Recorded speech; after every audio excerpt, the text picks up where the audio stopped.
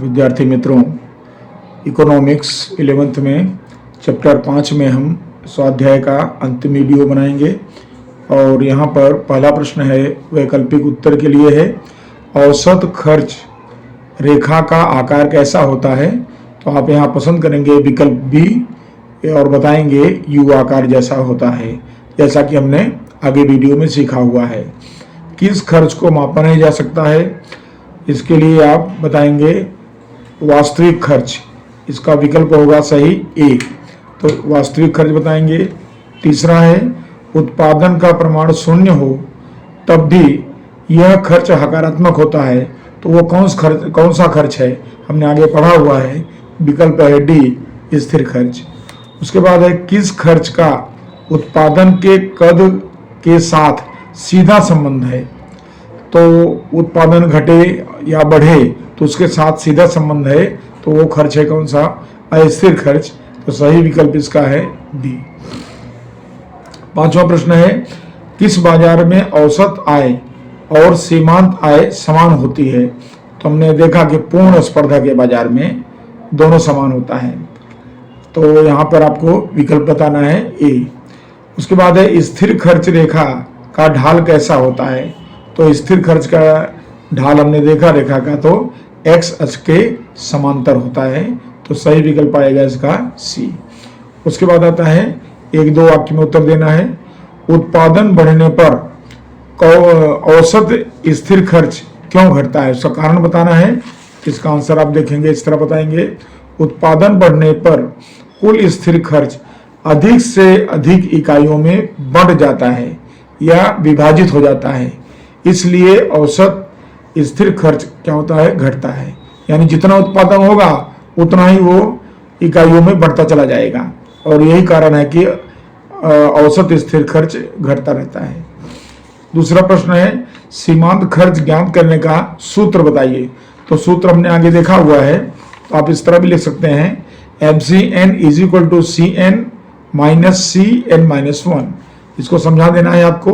MCN को कहेंगे NV इकाई, N नंबर की जो इकाई है उसका सीमांत खर्च है। CN क्या दर्शाता है, वो दर्शाता है N इकाइयों के उत्पादन का कुल खर्च दर्शाता है। CN-1 क्या दर्शाता है, तो N-1 इकाइयों के उत्पादन का कुल खर्च दर्शाता है। उसके बाद आता है प्रश्न 3। तीसरा प्रश्न है स्थिर खर्च अर्थात क्या, स्थिर खर्च की रेखा कैसी होती है। तो हमने तीसरा उत्तर लिखा हुआ है यहाँ पर देखिए। तो अल्प समय में, या इसको हम बोलते कम अवधि में उत्पादन बढ़े घटे या शून्य हो, फिर भी जिस खर्च में कोई परिवर्तन ना होता हो, यानी वो खर्च जैसे का तैसा रहता हो, तो उसे क्या कहेंगे, हम स्थिर खर्च कहेंगे। इसका अभ्यास हमने आगे वीडियो में किया हुआ है। और स्थिर खर्च की रेखा यह एक्स अक्ष के समांतर होती है। तो इसका आपको ढाल बताना है, तो आपको बताना है कि एक्स अक्ष के समांतर होती है। अगला प्रश्न 4 है आय के किस ख्याल को कीमत कहा जाता है। तो हमने यहाँ पर देखा कि आय के औसत आय के ख्याल को, क्योंकि औसत आय का ख्याल जो होता है वो कीमत, तो वहां पर कीमत रेखा, औसत आय रेखा और सीमांत आय रेखा सब समान हो जाती है। तो आय के औसत आय के ख्याल को कीमत कहा जाता है, ये इसका सही आंसर होगा। उसके बाद है 5वां सीमांत आय का अर्थ क्या है। तो इसकी परिभाषा देखिए, वस्तु की एक अतिरिक्त इकाई के बिक्री के परिणाम स्वरूप, जैसे हमने 100 वस्तु बेचते हैं, तो अगर हम 101 इकाई बेचे तो हमने 1 इकाई ज्यादा बेचा, तो उसके फलस्वरूप पेढ़ी की कुल आय में जो वृद्धि होती है उसे कहते हैं सीमांत आय। यानी एक अतिरिक्त इकाई बेचने से कुल आय में जो परिवर्तन हुआ या जो वृद्धि हुई उसे सीमांत आय कहते हैं। अगला प्रश्न है कम अवधि से आप क्या समझते हैं। तो आपको बताना है कि कम अवधि ऐसा समय है जिसमें पेढ़ी के उत्पादन के कई साधन स्थिर रहते हैं। यहाँ पर पेढ़ी का कद को हम बढ़ा नहीं सकते हैं, तो इसका मतलब कि पेढ़ी के उत्पादन के कई साधन यहाँ स्थिर रहते हैं, तो कम अवधि से हम ये समझते हैं। उसके बाद है अगला प्रश्न, वैकल्पिक खर्च किसे कहते हैं। तो इसकी परिभाषा देखिए, उत्पादन के साधन का जो श्रेष्ठ विकल्प छोड़ देना पड़े उसे वैकल्पिक खर्च कहते हैं। क्योंकि उत्पादन के जो साधन होते हैं उनके कई विकल्प होते हैं।